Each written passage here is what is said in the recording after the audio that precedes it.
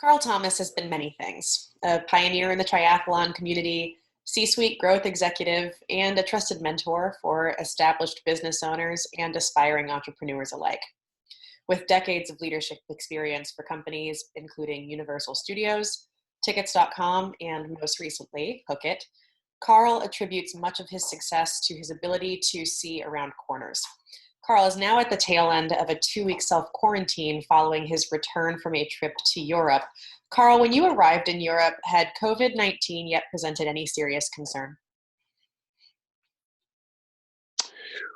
Yes, I'll say in a moderate way, Sarah. We traveled with 6 other people, so 8 of us total. And kind of the week before, we all decided to push the go button, that it wasn't so serious, at least at that moment in time, that would have impacted anyone opting not to go. Sure. When did you realize that the situation had escalated? Well, it was escalating as we arrived in Austria. Even though the airports that we traveled through, Heathrow, and we landed in Zurich, everything was reasonably calm. We saw very little incidence of masks, but obviously the news and the news cycle, and in particular what was happening in Italy, bordering country to both Switzerland and Austria, did begin to sort of raise awareness for sure, and if you will, a little bit of escalating concern. Sure. What did you decide to do when you realized that your resort was clearing out? Well, let me first say that the first 5 days of our stay, it was a 7-day stay, were awesome. I mean, all the people, all the restaurants, all the things that you would expect in an alpine resort, in particular the Austrian Alps, was terrific. People were great. The hospitality was great. The attitudes were all great. But as the week wore on, for example, 2 of our companions had originally scheduled their trip to go to both Malta and Sicily. And with the rising concern in Italy, and obviously airlines beginning to take note, they opted to cancel their itinerary midweek. So they were sort of dealing with how to rebook and where to rebook to. As far as we were concerned, we were always scheduled 7 days in Austria and then the last 5 days of the holiday in Switzerland. It was really on the Friday morning, call it Friday the 13th, March 13th, where we awoke and learned that all 6 of our traveling companions had made the decision overnight to get out of Dodge, so to speak. 3 of them rebooked on the direct flight Zurich-LA, and they left at 8:30 in the morning by car. And we're having our first coffee of the day and watching them depart.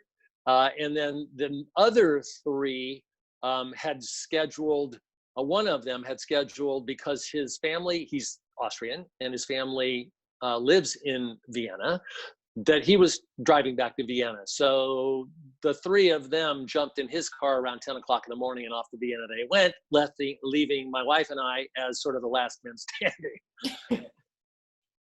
When did the establishments around you really begin to shift into quarantine?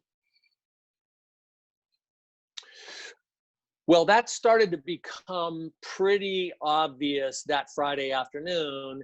And we talked with the hotelier where we stayed, and pretty much he shared with us that the Austrian government was closing down all Austrian ski resorts and the sort of contingent amenities, be it hotels, be it restaurants, be it bars, as of that Sunday, the 15th. So we were scheduled out on the 14th. It was all happening seemingly in Austria on the 15th. We talked to our hotel in Switzerland where we were heading, and we got the green light to come. So over the course of the day on Friday the 13th and into the morning of the 14th, we opted at least to stay on schedule, realizing we had to go through the Zurich airport either way. So Saturday morning, we boarded the motor coach and headed to the Zurich airport. And we got across the Swiss border with no problem.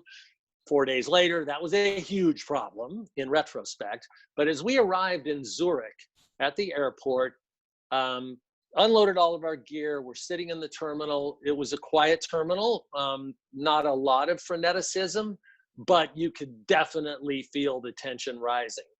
At that point, we reflected, talked it through for about an hour and opted to stay with everything we had. We had been checking with British Airways on a regular basis. Our flights were still scheduled to depart the following Thursday, the 19th. So we just hired our car and drove into central Switzerland. So as you continued to make your way back to America, what was the process of leaving Europe like as tensions had begun to mount?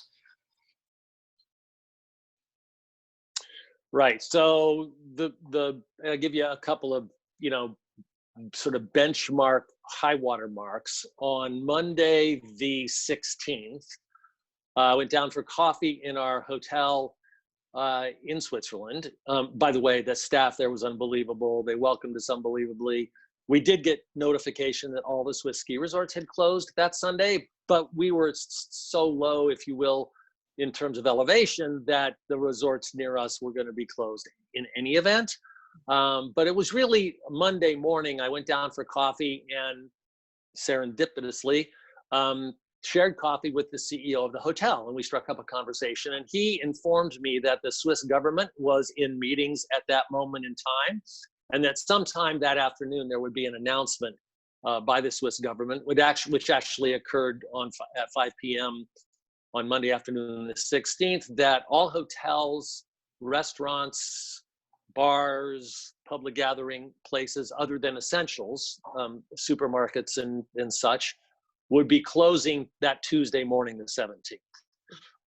Given that news, two questions were obvious. We weren't scheduled to depart until Thursday morning, the 19th, which theoretically could have left us with 2 nights and nowhere to go except our car. When I asked the CEO the question, he 100% assured me that we would be able to stay through our scheduled departure date, that the hotel closure, while their restaurants, their bars, their swimming pools, spa facility, all of those sorts of things were closing down, we would be allowed to stay.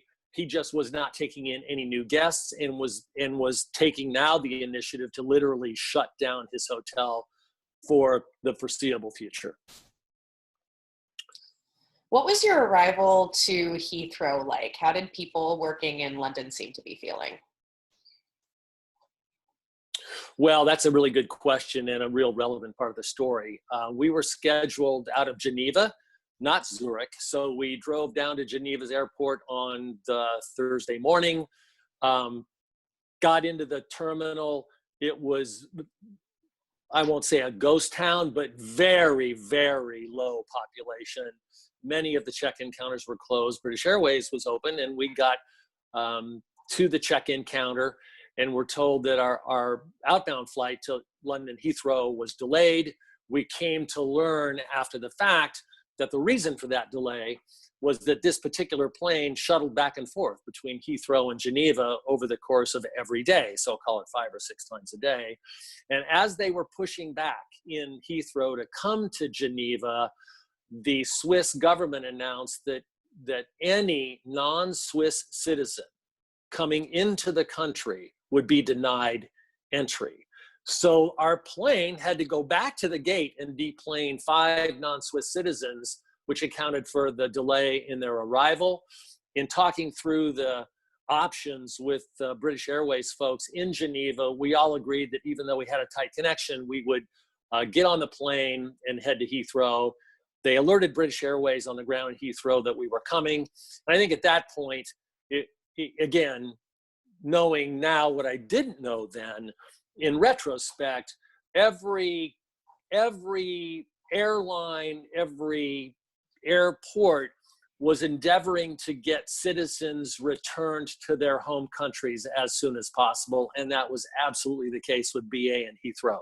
So when we arrived at our gate in London, we were met by a young gentleman, I don't know, early 30s, who escorted us through the labyrinth of Terminal 5 in Heathrow, which is up and down lifts, up and down escalators, through a couple of different immigration / passport control points, along with, a typical airport shuttle train that had to get us from point A to point B. Had we not been met by that individual, Sarah, there is no way we would have made our connection. And by the way, our flight to LA that afternoon was the last one until the next day. So missing that flight was 100% not an option. The one very interesting thing, and this is, firsthand experience, as we were working our way through the arrival terminal at Heathrow, the young man who had, as we came to learn, been working in Heathrow for 5 years, was very experienced in terms of moving passengers around and understanding the ins and outs of the terminal itself. And arguably Heathrow in London is one of the top 5, if not one of the top 3 international airport hubs globally. So it wasn't a surprise really to see Heathrow, I won't say bustling, but it was certainly more populated than Geneva was. And as we walked through the terminal, this young man sort of volunteered, because I sort of asked him, I said, well, what's the mood here in Heathrow? I mean, you're helping us, but there's tons of international travelers in this airport, and where are they going and how are they getting there and all of that. He said, well, amazingly, Heathrow at that moment in time, and bear in mind, this is, Thursday, March 19th, literally 2 weeks plus 1 day ago, was kind of operating business as usual. All of the duty-free shops were open for business and people were moving around. We saw some masks, but certainly not the prevalence that we would expect to see today. And as we continue to sort of, kibitz with the young man on our way to our departure gate, he shared with us that the U.S. travel ban, which was instituted in late January, I want to say the 29th of January, which restricted travel from China into the U.S., his perspective as a Brit working in Heathrow was that the U.S. decision to do that was way ahead of the curve, and that unfortunately, the rest of the international airport hubs in non-U.S. locations were pretty slow on the uptake. And he called out Heathrow in that regard. He said, I wish, and all of my friends who work in international airports in Europe, as well as those friends I have who work in international airports in the US, wish we'd all had done that immediately following the lead of the US. And this was completely unsolicited. And I took a step back and I went, wow, that is so different than the news feeds we've been getting over the last 5 or 6 days. And the beauty of that was this was firsthand information.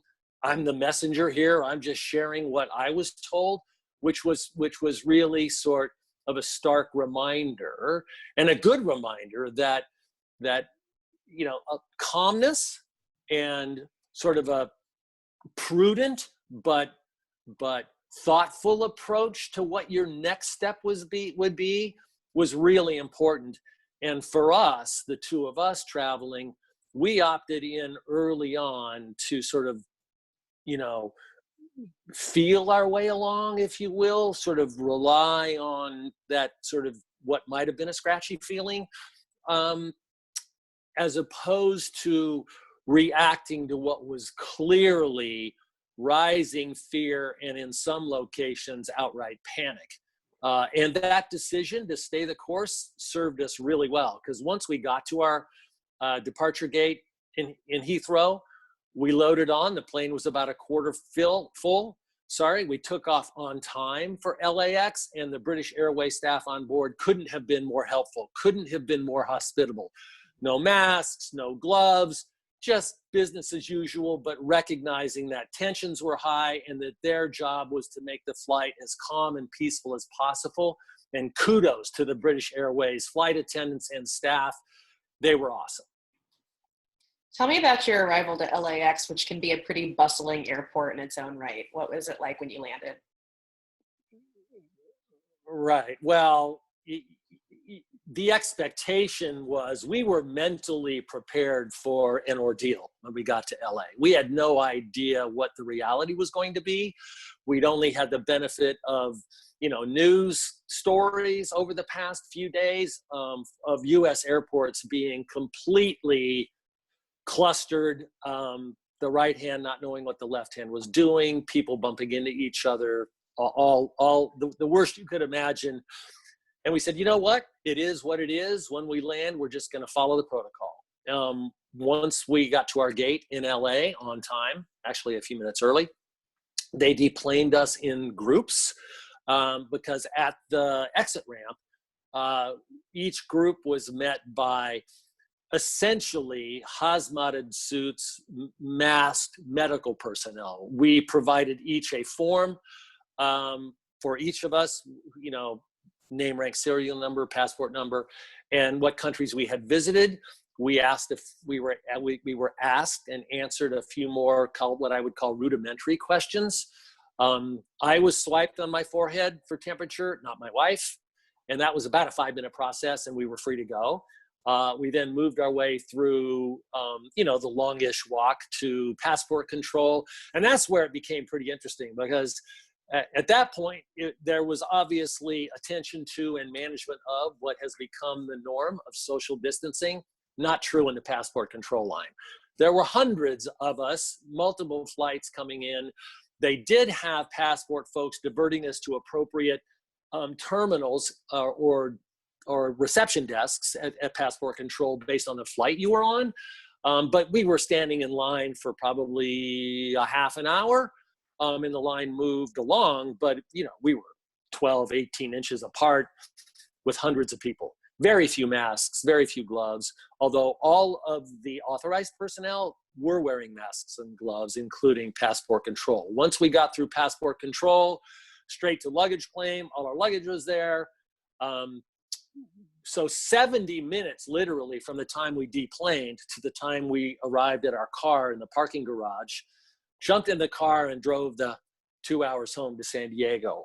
All in all, that day could have been a complete nightmare. And although it was long, and although we went through 3 international airports, when we exited the airport, we had been given cards on protocols. And because we had been traveling internationally, we were required to self-isolate for 14 days. And I'm pleased to tell you that ended at midnight last night. We are clear, good to go, cleared for takeoff, if you will. But it was an amazing experience to have lived it firsthand.